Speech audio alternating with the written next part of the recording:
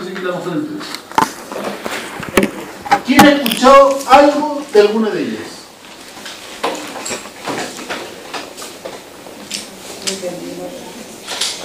¿Quién ha escuchado algo del positivismo, la hermenéutica o la dialéctica? Cualquier cosa.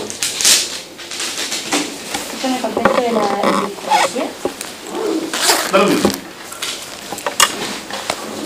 ¿Escuchó usted algo de alguna de ellas? ¿Nadie? No. Lo que acabo de hacer arriba es poner algunas variables que definen la raíz. ¿Nadie ha escuchado? ¿Nadie ha escuchado? Es que sí lo han escuchado. Lo que pasa es que no lo pueden definir porque no se lo han explicado de otra forma. ¿Qué pasaba cuando usted estaba en tercero básico, cuarto básico, octavo básico y pasaban a un curso superior? ¿Qué es lo que hacía el profe de historia cuando ustedes llegaban al primer día de clase? ¿Ah? Lo felicitaba. Después de eso, y después de eso,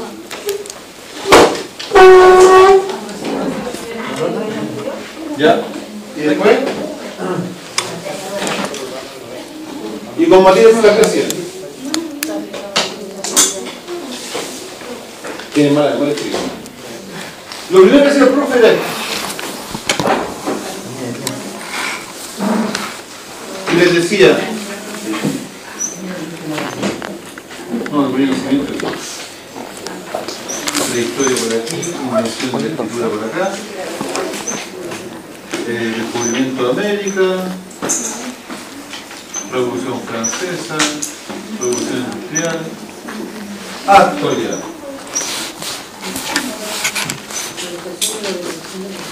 Y según el año y la materia que íbamos a ver, decían, miren, estamos aquí.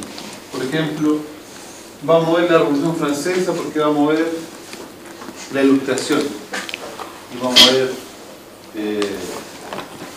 los albores de la democracia, por eso los conceptos de la Revolución Francesa, porque fue. ¿Qué pasaba? ¿Cierto? Si éramos más pequeños, empezaban con la prehistoria, la invención del fuego, bla, bla, bla. Pero siempre con el concepto que este punto era menos, comillas, evolucionado que este punto. O que este punto era menos evolucionado que este punto. Siempre el nacimiento de Cristo era un tema neutro. Y sería. Y uno iba avanzando hasta llegar a la actualidad. ¿Qué pasaba con esa forma de mirar el mundo? La historia. Básicamente, que eran hitos dentro de una línea de tiempo. Pero nunca nos explicaban el proceso. Porque el positivismo basa la historia, el concepto de la historia en hitos. Tan claro es así que hoy día vemos 30 alumnos en esta clase. Y quiero hacer una sola pregunta. ¿Cómo se llamó la guerra que hizo Chile con Perú y Bolivia? Pacífico. La guerra del Pacífico. ¿Qué me puede dar una fecha importante de esa guerra? Cualquier fecha importante. 21 de mayo de 1879. ¿Sí? Combate naval.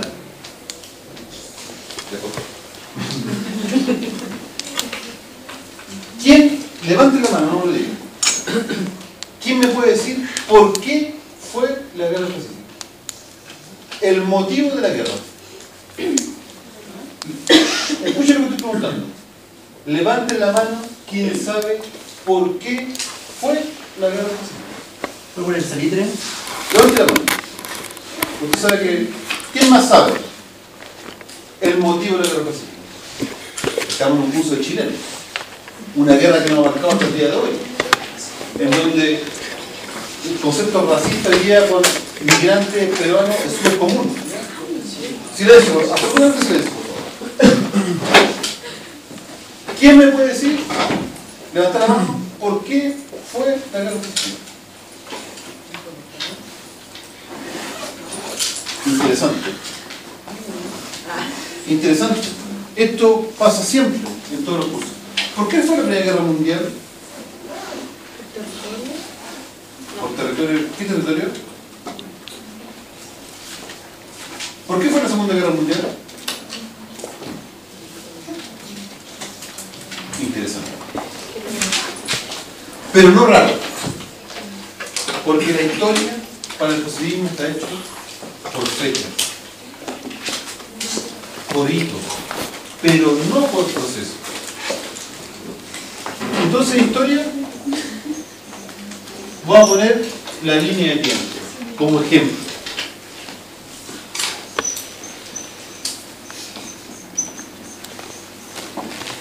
Pasada años.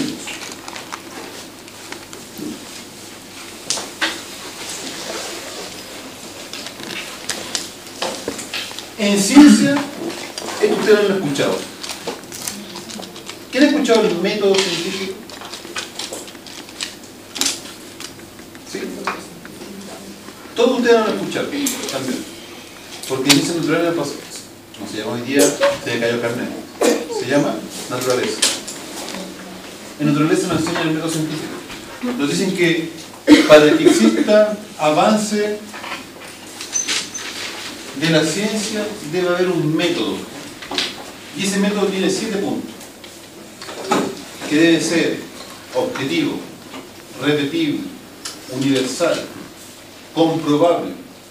¿Se acuerdan de algo de eso? Más o menos.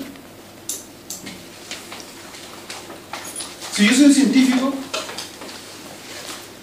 y digo, he descubierto un nuevo planeta, soy un astrónomo, debo pasar ese conocimiento por 7 como prueba de la blancura, que se llama método científico. Debe ser objetivo, comprobable, universal. O sea, por ejemplo, ustedes, comprobable que si otro científico o otro astrónomo mira el punto que yo digo, va a haber un nuevo planeta, o va a haber un planeta, no sé si no. Objetivo, que cualquier científico, independiente si es chino, blanco, rojo, si es hombre, si es mujer, si es americano, si es soviético, va a haber el mismo planeta, el mismo punto, que sea objetivo. ¿Qué más dije? Universal. Universal, que tiene que ver con lo mismo, ¿cierto? Que dentro o fuera de un laboratorio puedo verlo igual. O sea, si lo veo de un laboratorio de astronomía lo veo, si lo veo con un telescopio de cierta característica lo veo igual, etcétera, etcétera, etcétera. ¿Qué pasa con el método científico? Está basado en ensayo y error. Es parecido al concepto de la línea de tiempo. La humanidad ha avanzado a porrazo. Ensayo y error. La Tierra era plana. Hasta que alguien dijo, no, es redonda. ¿Quién fue ese? ¿Quién dijo eso? ¿Quién dijo que la Tierra era redonda? Aparte de él, sí, Colón. Pero él lo comprobó. O trató de comprobarlo. ¿Quién fue el que lo dijo? Nicolás Copérnico. ¿Y quién dijo que la Tierra era el centro del universo? Galileo. Disculpen, que el Sol era el centro del universo y no la Tierra. Y casi lo matan, porque por decir esa herejía, la Iglesia lo excomulgó. Galileo. No, es el. Sí.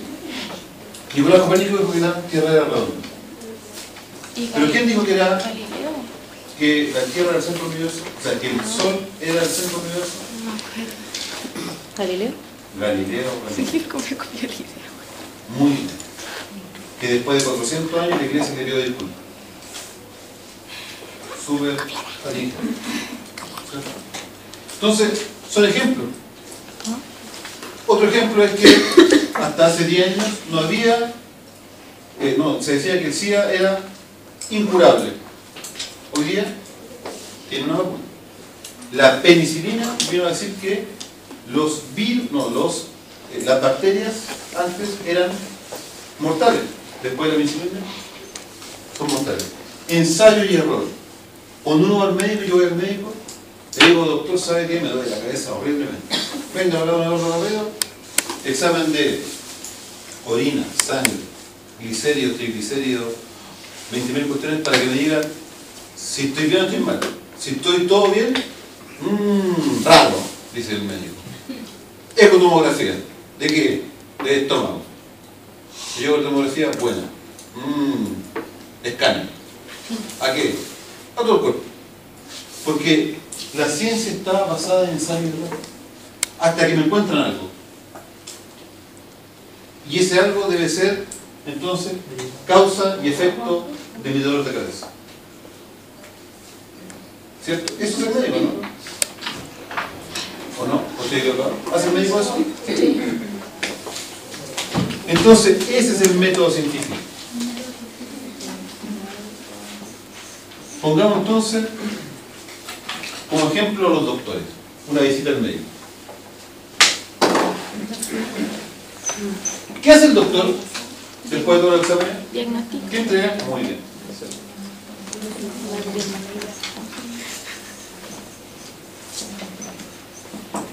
Un diagnóstico. ¿Qué es el trabajador social? Un diagnóstico social. Entonces tenemos una crisis. Tenemos un concepto de la ciencia natural que aplicamos a la ciencia social. Primera gran pelea del trabajador social. ¿Qué somos entonces? ¿Una ciencia? ¿Qué somos? ¿Por qué aplicamos el método de las plantas, parte de las plantas, si lo aplicamos a la sociedad? Buen tema. Economía.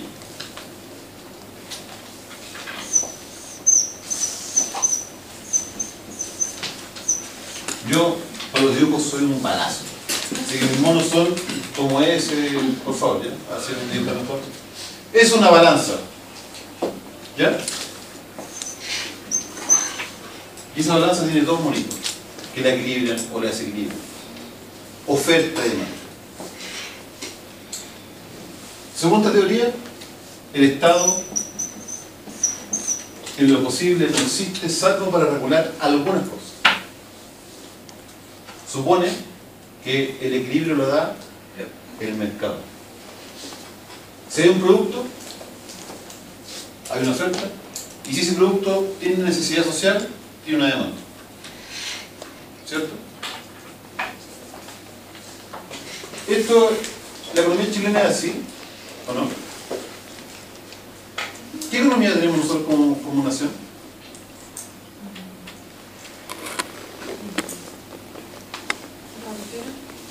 La carretera. ¿Cómo es? Porque es del Estado. También es economía. También se paga el peaje y eso. Es del Estado. Sí. ¿O es privado?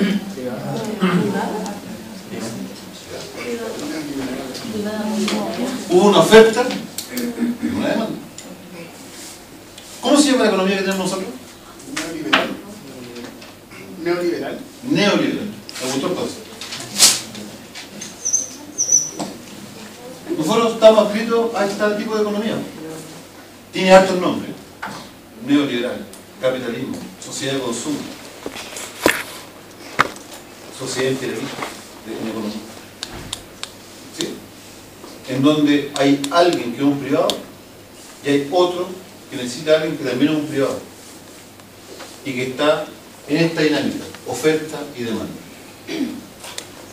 Todos los males que tenemos nosotros están relacionados con este tipo de economía. Sube la bencina, tenemos que destinar más caro. Baja la bencina, tenemos que destinar más caro. ¿Sí? Letra chica y todo lo que queramos decir. No estoy hablando como crítica. Ojo. En política, ¿qué conceptos políticos defienden el libre mercado? Chiquillos, en este curso falta lectura de Argel.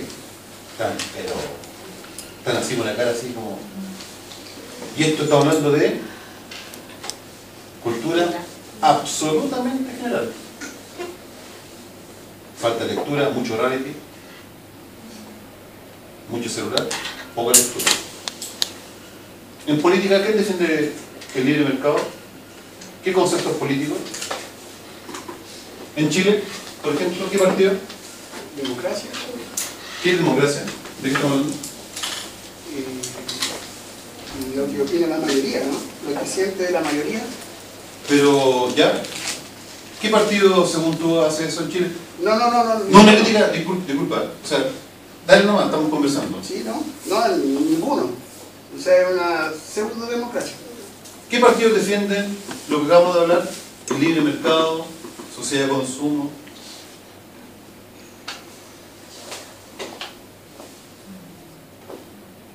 ¿Quiénes?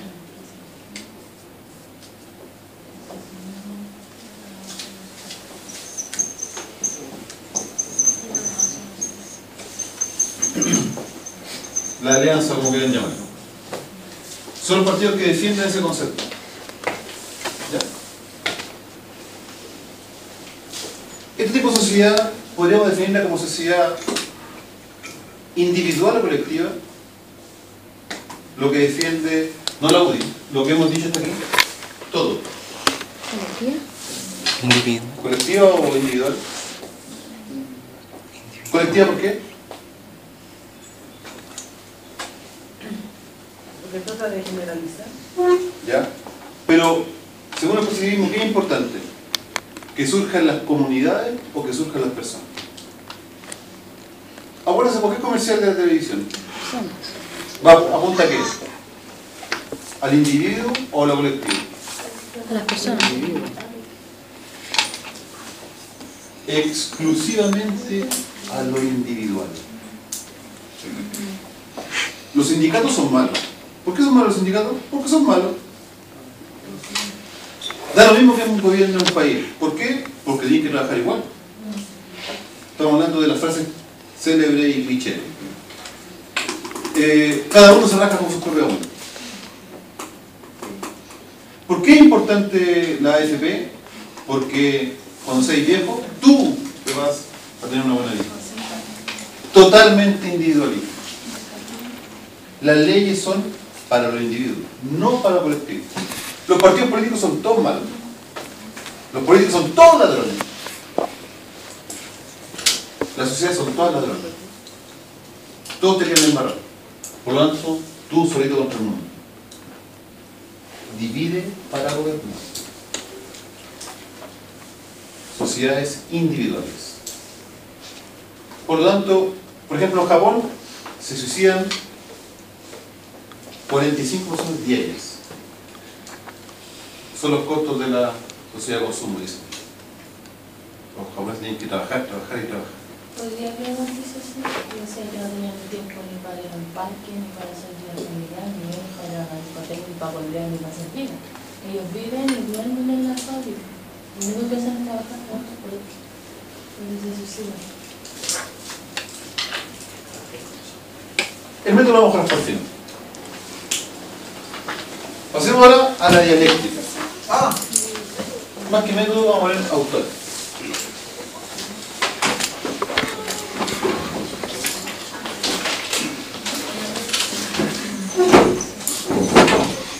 Aquí los autores más importantes, lejos, es mío, John Smith. Lejos. Hay otro, como... No, déjame por eso.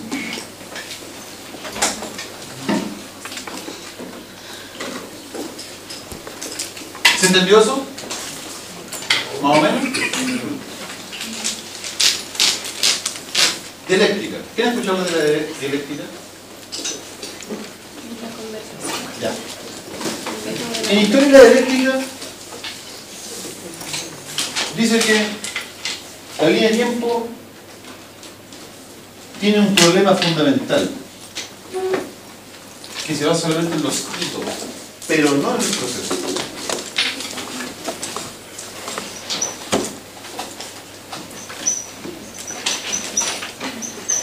Y que lo importante es visualizar los conceptos desde otro punto de vista. Y para eso los autores construyen el triángulo dialéctico, en donde hay una tesis, una antítesis y una síntesis. De nuevo, ¿alguien ha escuchado hablar de lo que estoy hablando? O nada, absolutamente nada. filosofía. ¿Alguien de aquí antes no ha escuchado hablar del materialismo histórico? ¿El materialismo dialéctico? ¿Dónde lo mando? Porque no me acuerdo, no voy a refrescar. Esto es el materialismo dialéctico. ¿Sí? Y habla de lo siguiente. Voy a hacer un ejemplo.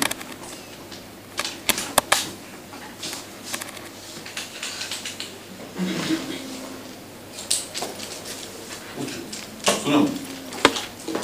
Ismael Fuente. Ismael. Lápiz. ¿Usted cuál es su nombre?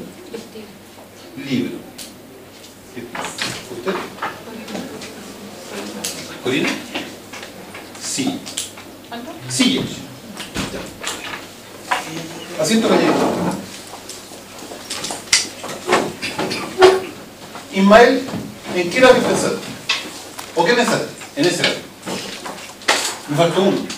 Más importante aún. ¿Usted es su nombre? ¿Usted? Amor. ¿Ya? ¿Usted me dijo? Cristina. Cristina. ¿En qué pensaste tú? En un libro azul ¿Qué libro es ese? de matemática ¿Y dónde está ese libro? en mi casa. Ok. ¿Usted? ¿Qué le dije? Sí. ¿En qué silla? ¿Cómo? ¿En qué silla pensó? Sí, Dígalo o no. ¿el nombre de un ciber? De un ciber. Ah, un ciber. No, dije silla. ¿Escuchó ciber? Cine. Cine. ¿En qué cine pensó? Un cine donde veía películas de acción. ¿Dónde está ese cine? Huérfana. Huérfano. Ana, ¿y usted cuando le dije amor, en qué pensó? En una pareja. ¿En qué pareja? Pololos. ¿Ya? ¿Qué pololos? ¿Alguien en especial? No, jóvenes. Ah, jóvenes. No, nada personal suyo. No. Ok. Este ejercicio, chiquillo, es súper interesante. Porque te da, dicen los autores que los conceptos tienen dos realidades. Una conceptual, escuchen lo que voy a decir porque si no se va a enredar. Una conceptual. Que si yo le dijera a la Ana, define amor, ella me definiría como sea amor. A Cristina, que definiera libro y me lo define. Y cada uno de nosotros podría armar un concepto y definirlo como diccionario. Que sería la tesis, o sería como el concepto. Pero hay una realidad en cada uno de nosotros. Ismael dijo, mira este largo. La Cristina fue mucho más específica, dijo, mi libro azul.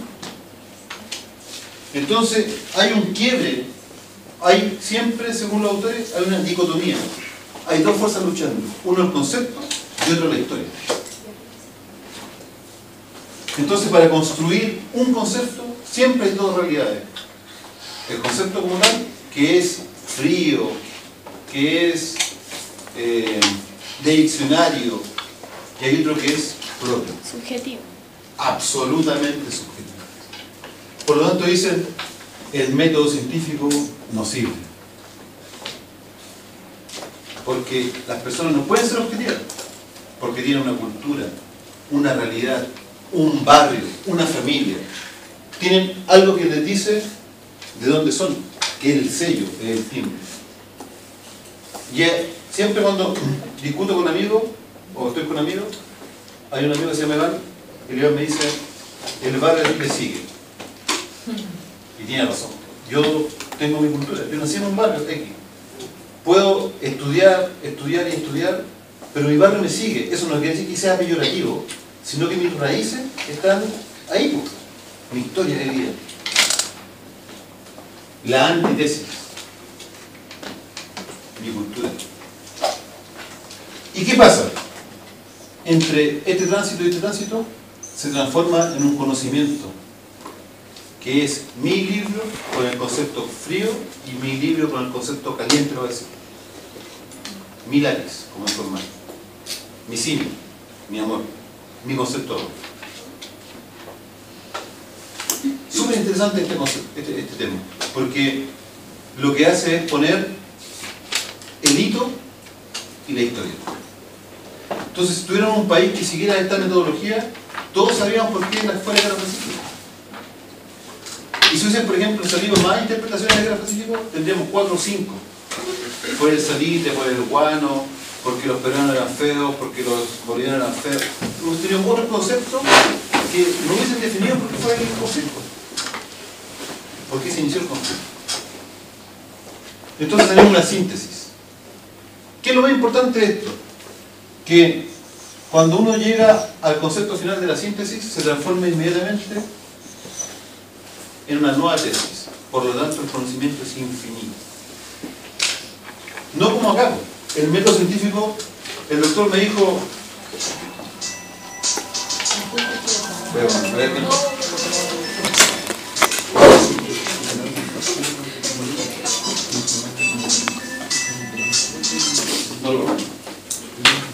Entonces, dice que no puedo quedar en un conocimiento plano hasta que otro me llegue a una nueva verdad. Yo debo, como científico, avanzar siempre. Y si llego a la síntesis, debo transformarla al tiro en una nueva tesis. Y debo seguir pensando. En ciencia, exactamente lo mismo. El método científico. Ojo, materialismo histórico. Lo que acabo de decir. Cuando uno dice un concepto y uno responde desde su propia evidencia, se llama materialismo histórico. Y el triángulo completo se llama materialismo científico. ¿Ya? Lo mismo. En economía.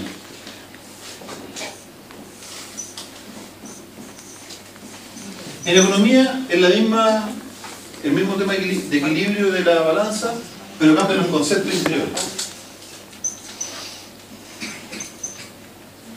Y los conceptos son necesidad y suplir las necesidades. Pero la diferencia es que la balanza es el Estado. En lo fundamental no hay privados. ¿De qué estamos hablando en política? El Estado es lo fundamental. ¿Qué partido defienden eso? ¿Socialista?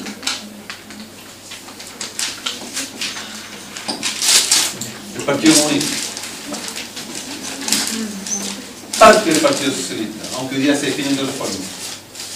Pero fundamentalmente la izquierda del mundo.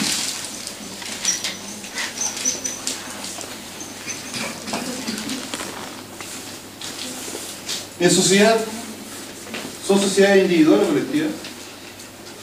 Si el Estado es el que lleva adelante, si el Estado es el que dice, o sea, si el Estado define cuáles son las necesidades y el Estado define cuáles son, cómo suplir las necesidades, ¿son colectivas o individuales las sociedades? Colectiva.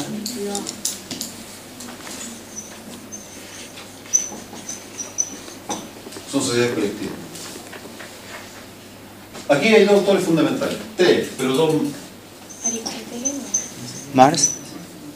y filosofía. Marx y Federico Engels. Y la dialéctica.